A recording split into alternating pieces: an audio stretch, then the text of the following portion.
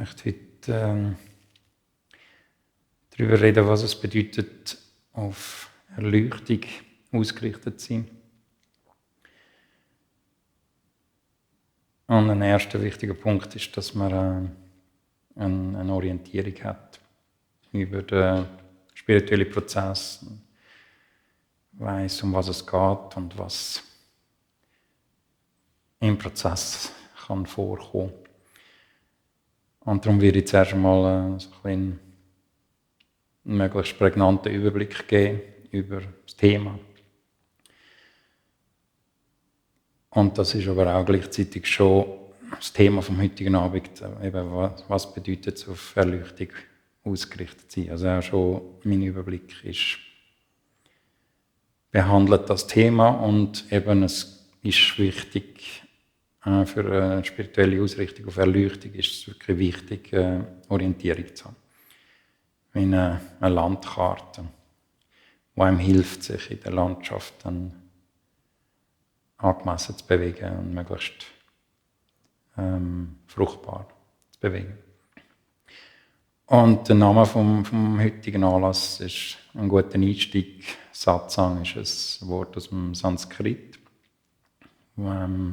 Sat bedeutet Sein und Sangha ist die Gemeinschaft. Das wird häufig so übersetzt als Zusammenkunft im Sein. Ich finde auch eine gute Übersetzung Gemeinschaft mit dem Sein und Gemeinschaft im Sein. Und Satsang ist eben ein Titel für eine Aktivität, die auf Erleuchtung ausgerichtet ist. Und es geht primär oder zentral ums Sein. Und dann ist natürlich die erste Frage, wenn da so ein Schwergewicht auf Sein liegt, was gibt es denn sonst noch? Und der Gegenbegriff ist Nichtsein. Und absolutes Nichtsein gibt es nicht. Absolutes Nichtsein ist nicht. Also es geht beim Nichtsein nicht um absolutes Nichtsein, sondern es geht um eine spezifische Form von relativem Nichtsein, wo eben Satsang, das Zusammenkommen im Sein oder Gemeinschaft mit dem Sein das Heilmittel ist dafür. Und das Nichtsein, das relative Nichtsein ist Verweigerung gegenüber dem Sein. Also man verweigert Sein. Aber das ist ein Vorgang, der im Sein passiert. Und darum ist das allein nicht genügend, zum wirklich in der Verweigerung gegenüber dem Sein zu sein. Einfach nur bloße Verweigerung langt nicht, um sich gegenüber dem Sein verweigern. Sondern was noch dazu kommt, ist, dass verneint wird, dass da Verweigerung ist. Und das ist eine ganz spezifische Konstellation, eine ganz spezifische Struktur. Und die Struktur wird Verblendung genannt. Verblendung wird in der Schrift so beschrieben, dass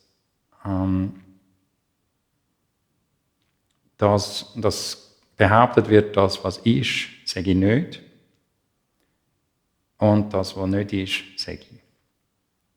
Und konkret, Sein sage ich nicht, sondern der Verstand sage ich. Und der Verstand sage ich Sein. Und etwas anderes gäbe es nicht. Also die Verweigerung kann so stattfinden, dass man sich in den Verstand abkoppelt. Und der Verstand wird beschrieben als Verblendung. Behauptung, das, was ist, sage ich nicht, Sein sage ich nicht, sondern das, was nicht ist, die Welt vom Verstand sage ich und das ist das, was ist. Und eben Sein ist nicht. Eine andere Beschreibung in den Schriften ist, dass Verblendung Sein überdeckt und dann zusätzlich zu der Überdeckung noch ersetzt.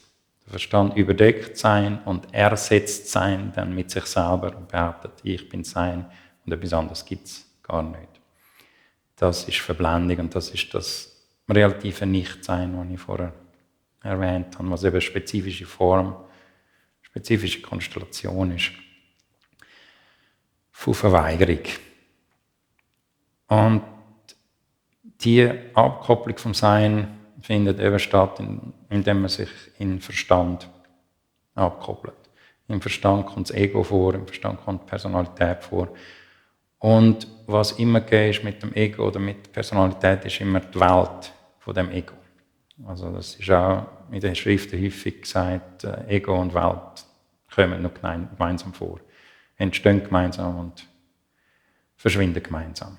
Das ist die Welt vom Verstand beinhaltet das Ego und die Welt von dem Ego. Und eine Verblendung besteht darin, dass die Verweigerung gegenüber dem Sein so stattfindet, dass man in den Verstand geht und dann wird behauptet, Verstand ist alles, was es gibt und mehr gibt es nicht. Und Sein ist nicht. Sondern Verstand ist und nur der Verstand. Das ist Verblendung und das wird mit Satsang aufgeweicht und aufgelöst. Die spezifische Struktur, die Verblendung heisst.